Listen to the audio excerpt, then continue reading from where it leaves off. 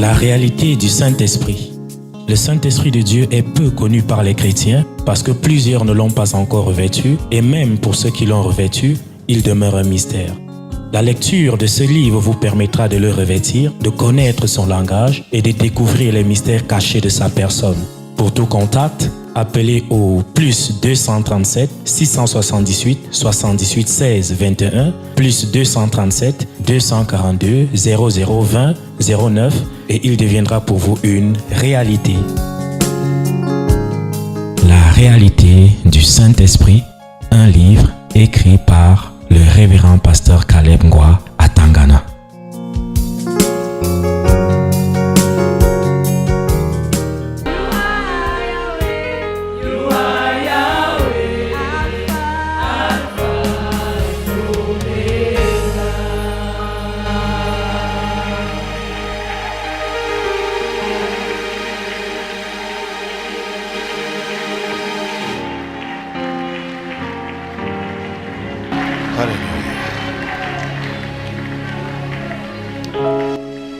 Notre Dieu, tu mérites l'adoration.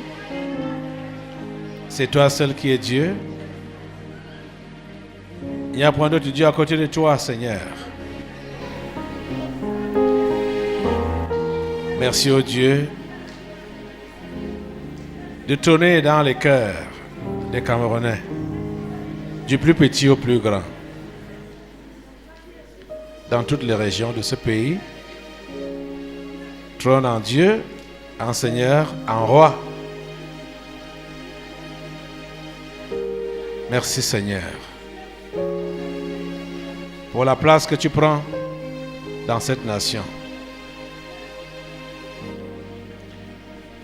Reçois toute la gloire. Seigneur, reçois toute la gloire. Reçois toute la gloire. Au nom puissant de Jésus, nous avons adoré. Amen. Merci Seigneur. Prenez votre Bible.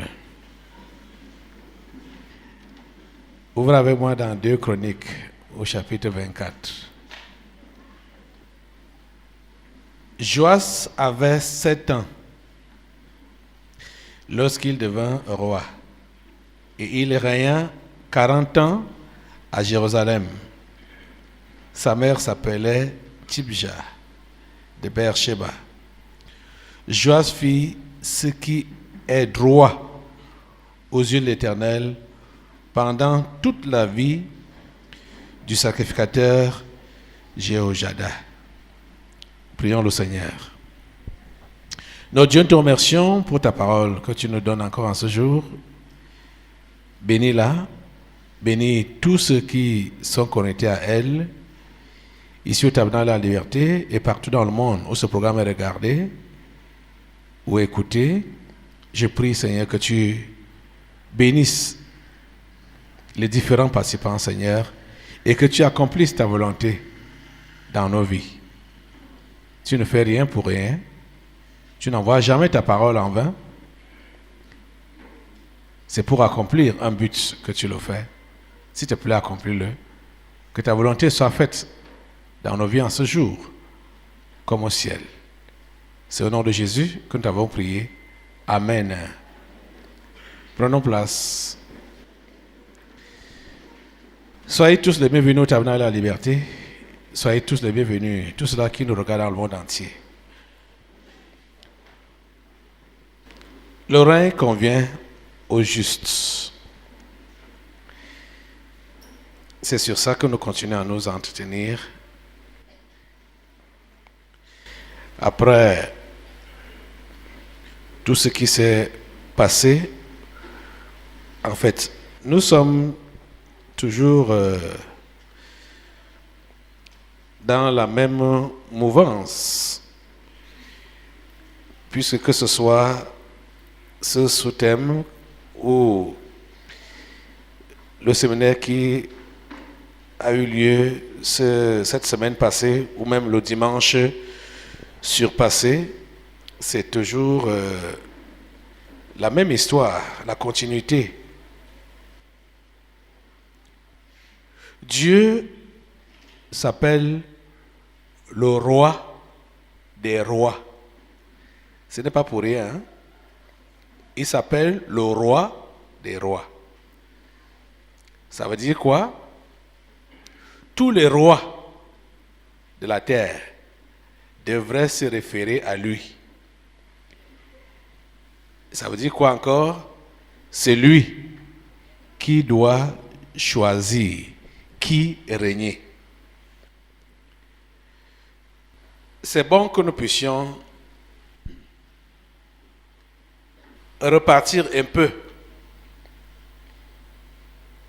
dans Deutéronome 17. Ce passage est un passage de référence. Dieu est le roi des rois. Tous les rois de la terre devraient se référer à lui.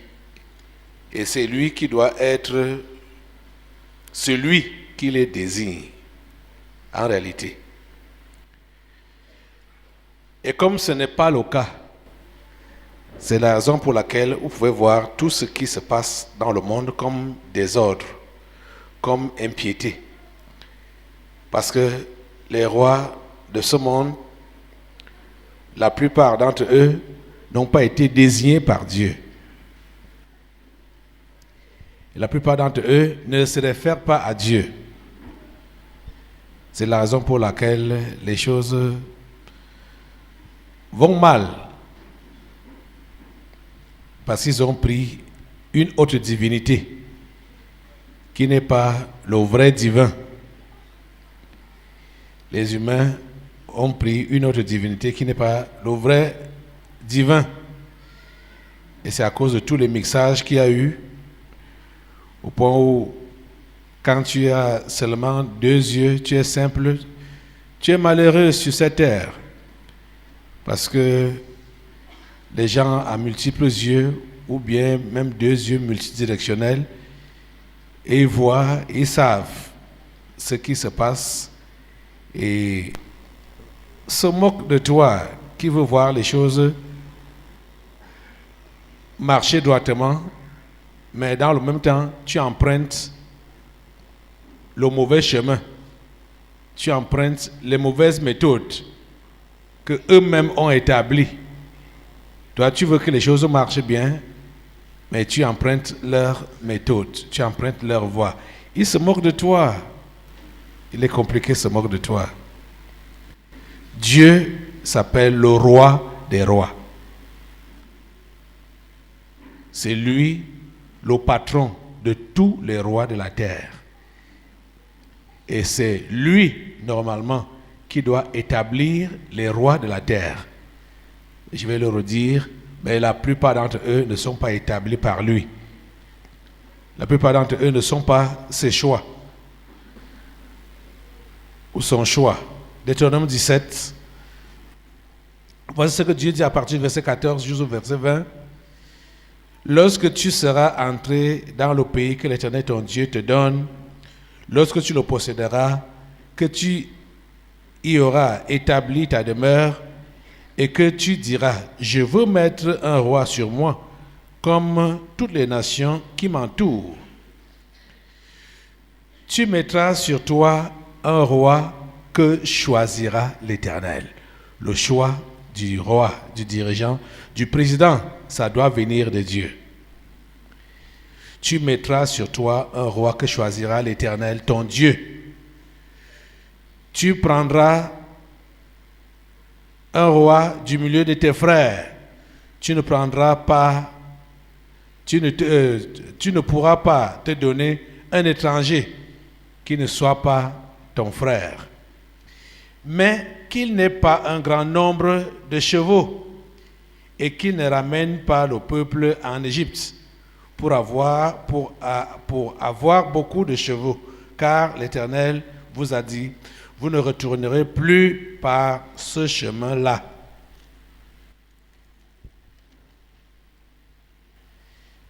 Qu'il n'ait pas un grand nombre de femmes, afin que son cœur ne se détourne point, et qu'il ne fasse pas de grands amas d'argent et d'or.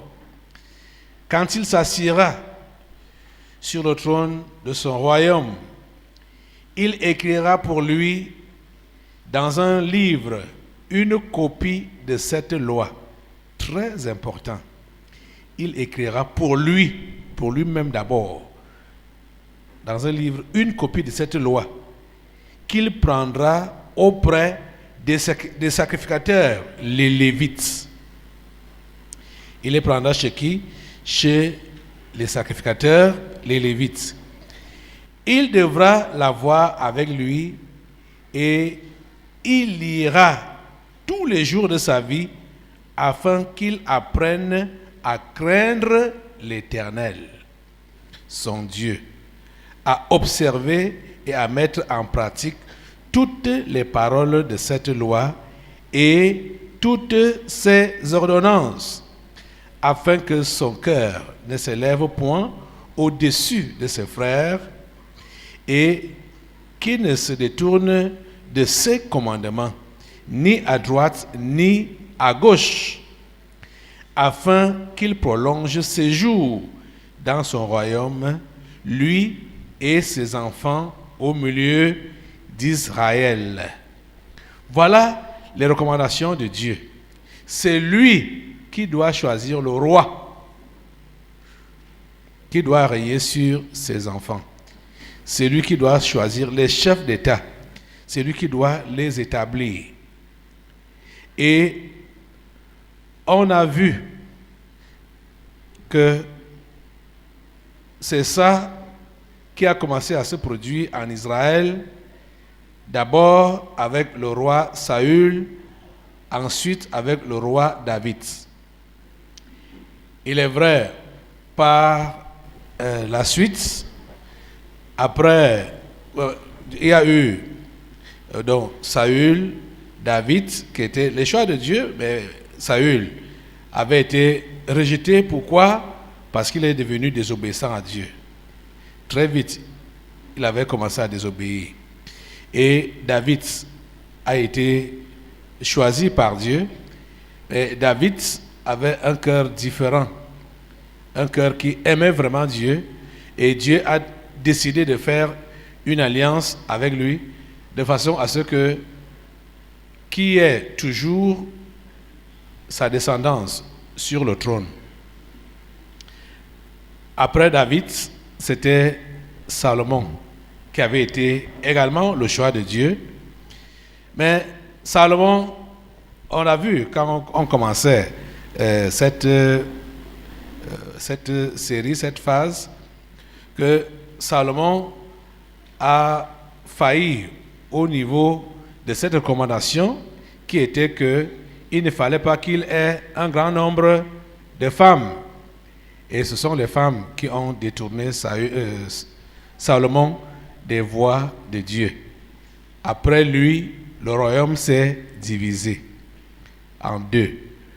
Israël,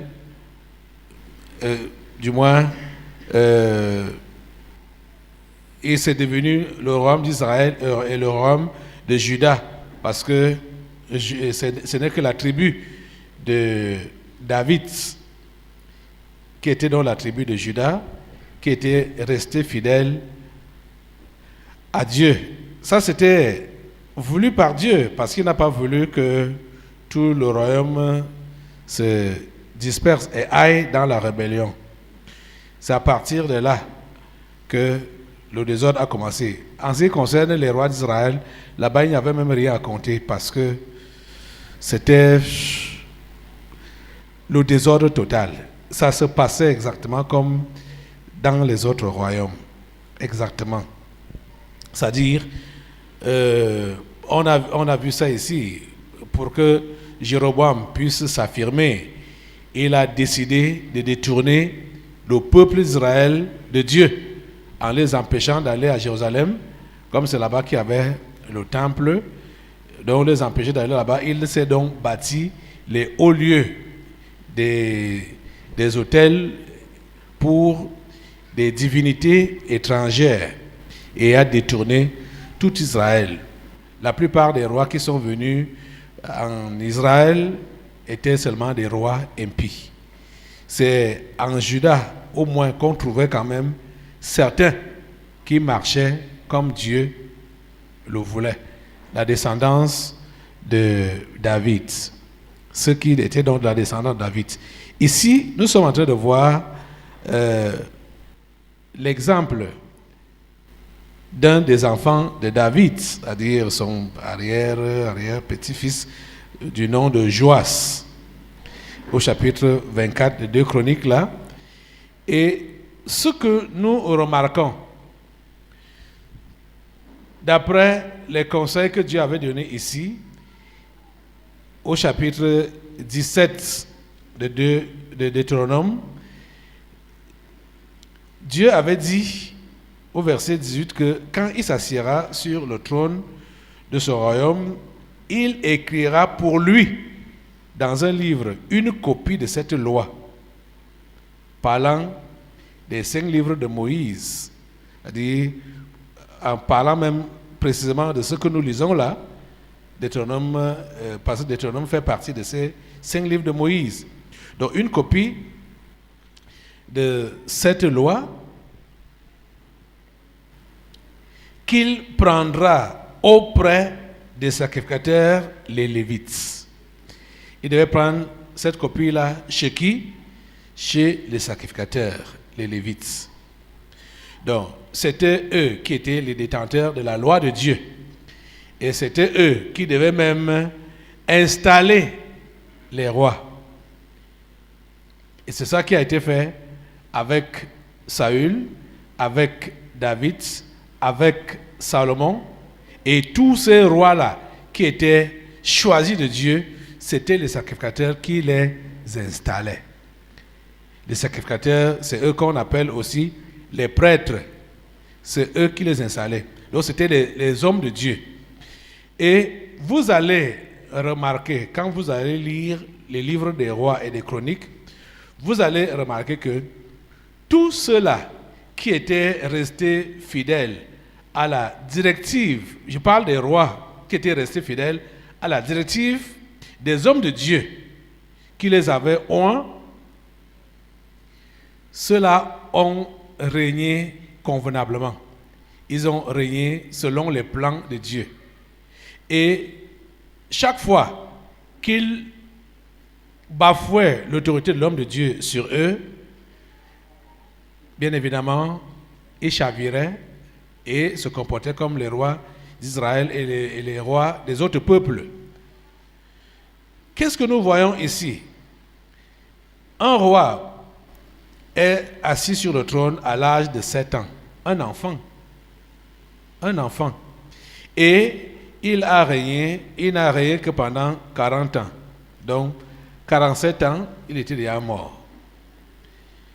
Mais c'est son début qui nous intéresse, parce que quand vous allez lire sa fin, c'est horrible. Pourquoi? Parce que ce garçon n'a pas persévéré dans les voies de Dieu jusqu'à sa mort. On nous dit que Joas avait 7 ans lorsqu'il devint roi. Il a remplacé son père, bien sûr, mais avant de remplacer son père, il y a d'abord eu une intermède. C'est d'abord sa grand-mère qui avait pris la place et avait, du moins, voulait mettre fin. Cette femme avait la mission de mettre fin au plan de Dieu. Elle s'appelait Athalie.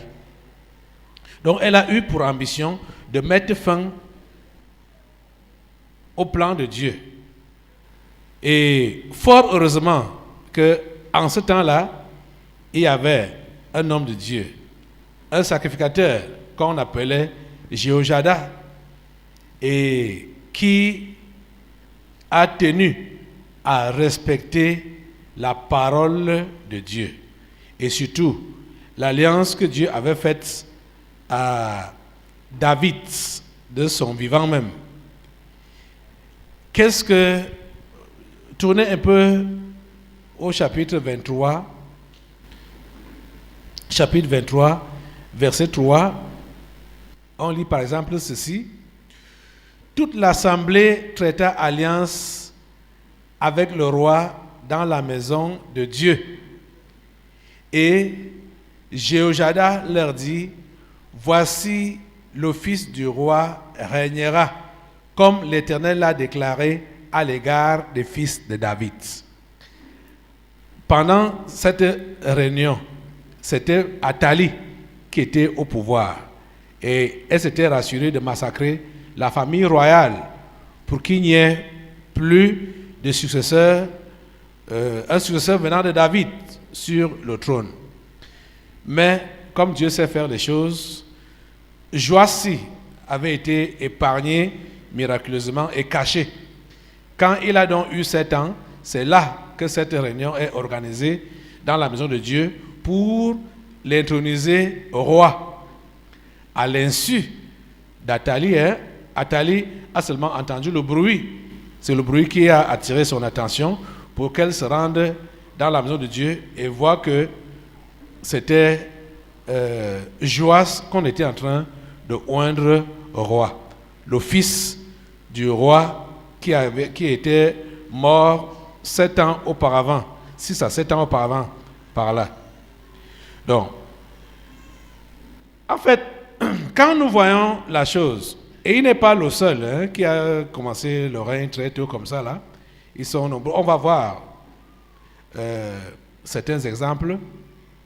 Mais ces rois, comme je l'ai dit tantôt,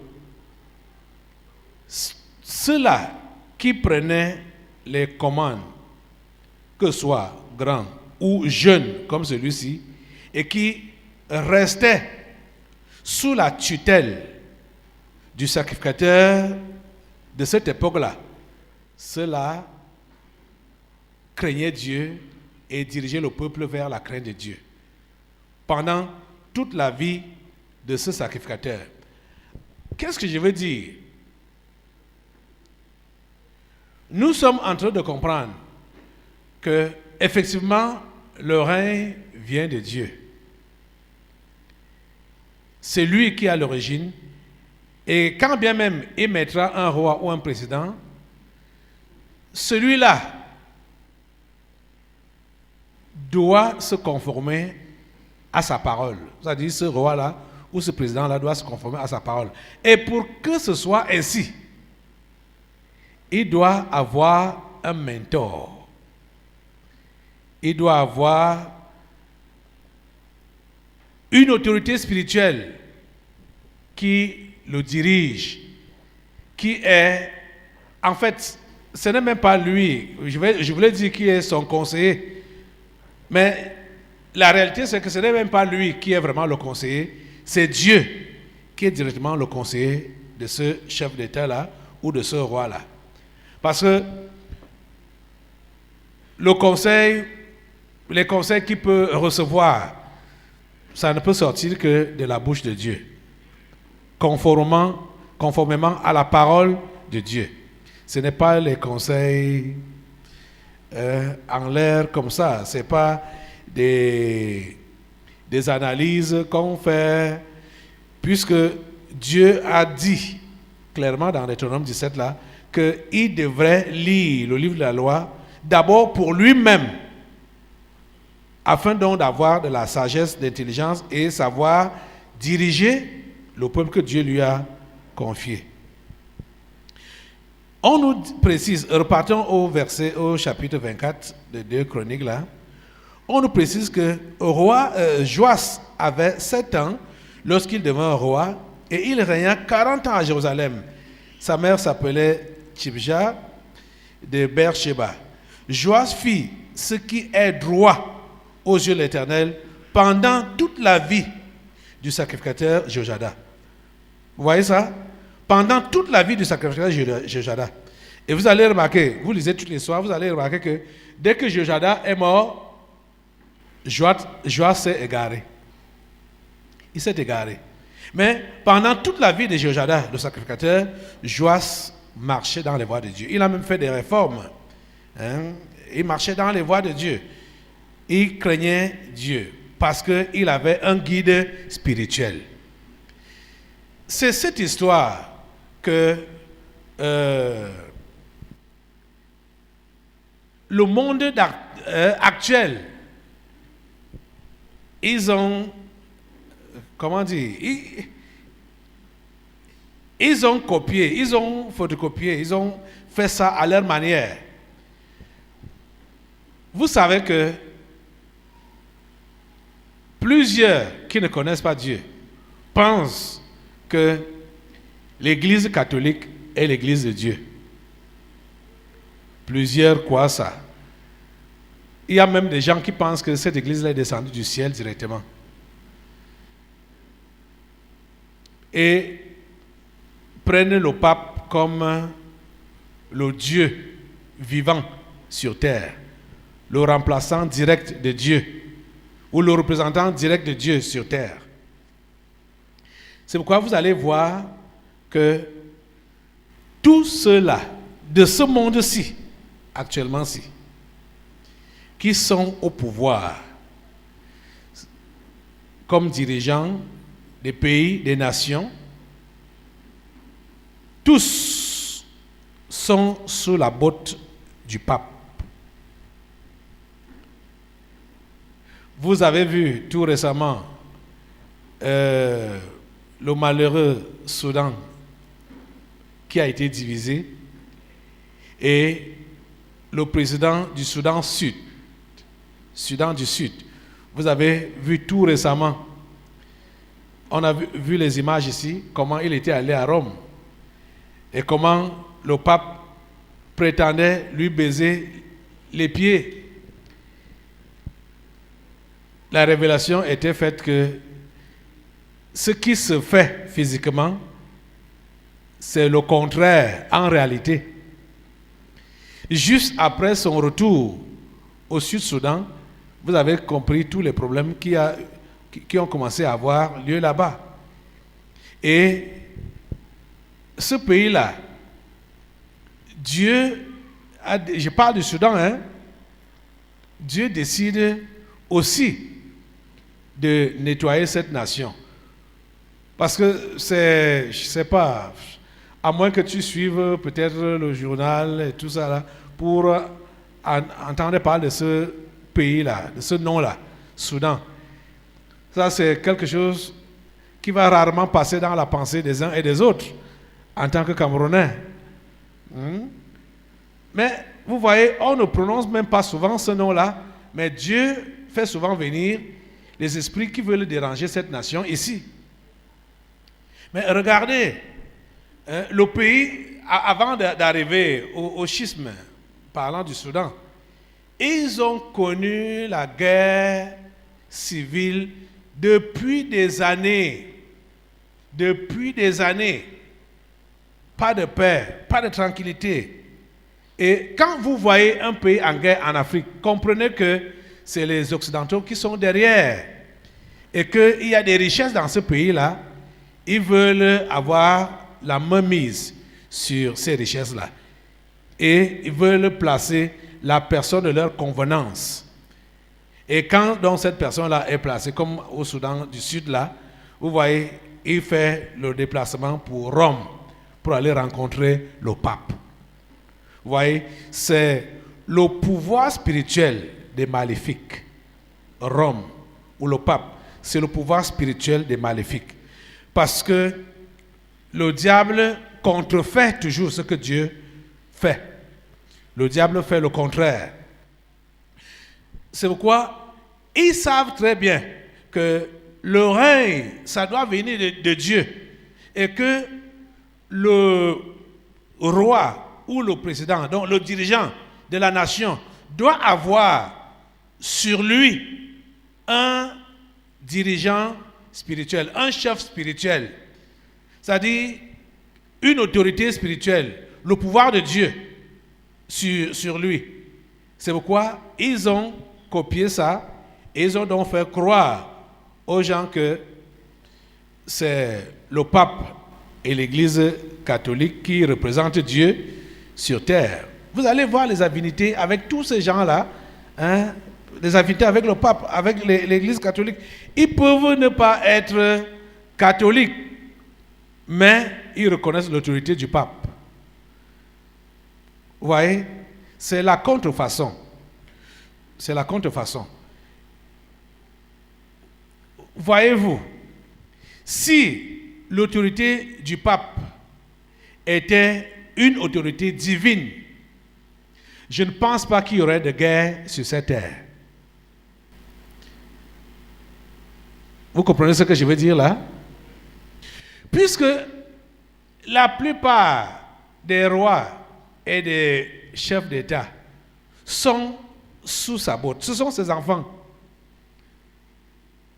Et c'est dans tous ces pays-là qu'il y a également des troubles.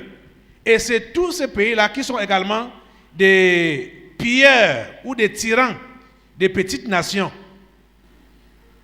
Vous voyez ça? Mais s'il était de Dieu, si le pape était de Dieu, c'est qu'il y a la paix sur la terre. C'est qu'il y a la paix dans le monde. C'est qu'il n'y a pas de trouble.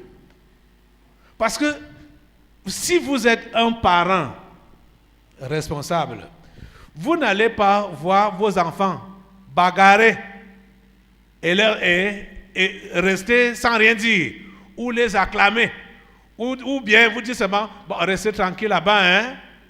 Ce n'est pas bien ce que vous faites là, hein? Vous ne faites rien.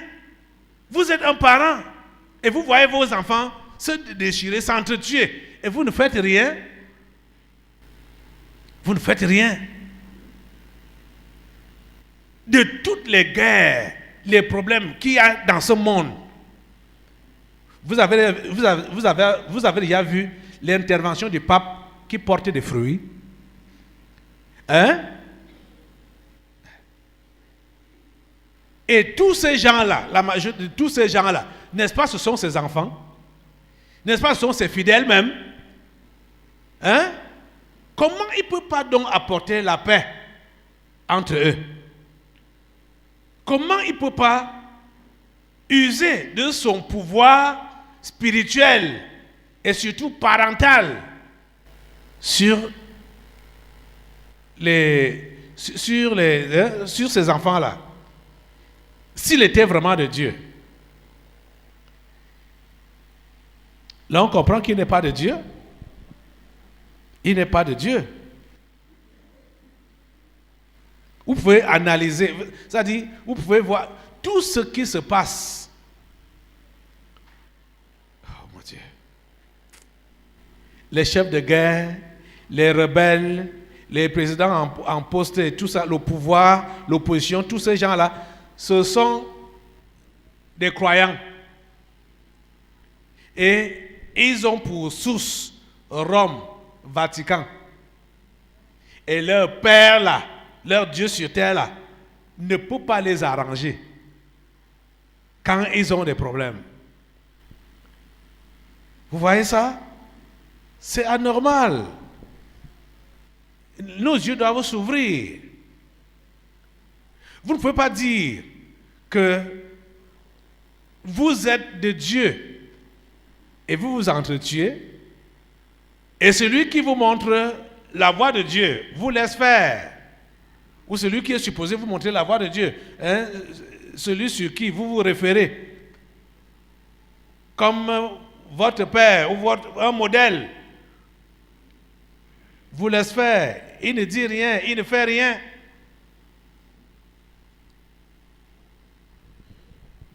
La réalité du Saint-Esprit. Le Saint-Esprit de Dieu est peu connu par les chrétiens parce que plusieurs ne l'ont pas encore revêtu, et même pour ceux qui l'ont revêtu, il demeure un mystère. La lecture de ce livre vous permettra de le revêtir, de connaître son langage et de découvrir les mystères cachés de sa personne. Pour tout contact, appelez au plus 237 678 78 16 21, plus 237 242 0020 09, et il deviendra pour vous une réalité. La réalité du Saint-Esprit, un livre écrit par le révérend pasteur Caleb Ngwa à Tangana.